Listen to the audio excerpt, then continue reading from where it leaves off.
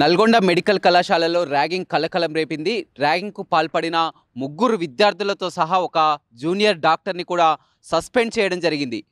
First year చెందినటువంటి స్టూడెంట్ని నెల రోజుల పాటు, అదేవిధంగా ఫోర్త్ ఇయర్కి చెందినటువంటి ఇద్దరు విద్యార్థులను 6 నెలల పాటు కూడా సస్పెండ్ చేయడం జరిగింది. ఇటీవల చూసినట్లయితే కొత్తగా జాయిన్ అయినటువంటి విద్యార్థులని రూమ్కు పిలిపించి, అదేవిధంగా బయట కూడా మొత్తం ఈ విధంగా ర్యాగింగ్కు పాల్పడినట్లు కూడా తెలుస్తుంది. ఈ ర్యాగింగ్ ఒక నల్గొండ కళాశాలనే కాదు, నల్గొండ, పాలమూరు, ఖమ్మం 3 జిల్లాల్లో కూడా ఒక్కసారిగా మెడికల్ కళాశాలలో ఈ విధంగా ర్యాగింగ్ పెనుభూతం అనేది మళ్ళీ మొదలైందని చెప్పవచ్చు.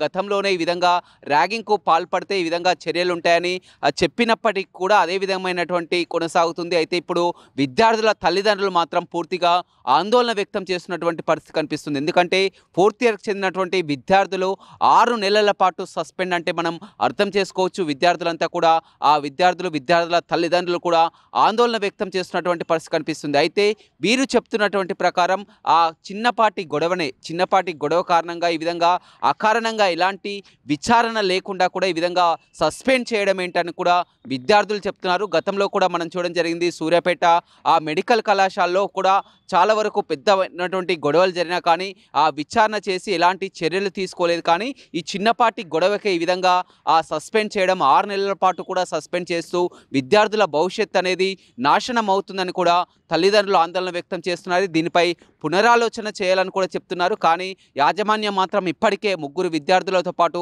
జూనియర్ డాక్టర్ని కూడా సస్పెండ్ చేసినటువంటి పరిస్థితి కనిపిస్తుందని చెప్పవచ్చు.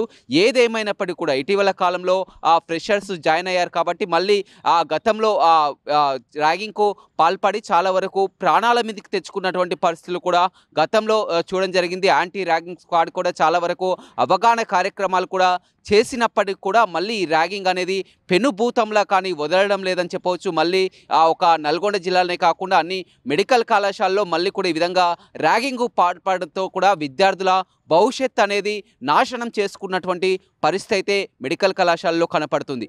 కృష్ణతో రమేష్, RTV, నల్గొండ. మరిన్ని వీడియోస్ కోసం ఛానల్ ని సబ్స్క్రైబ్ చేయండి. లేటెస్ట్ అప్డేట్స్ కోసం వాట్సాప్ ఛానల్ ని ఫాలో అవ్వండి. ఆ లింక్ డిస్క్రిప్షన్ లో ఉంది.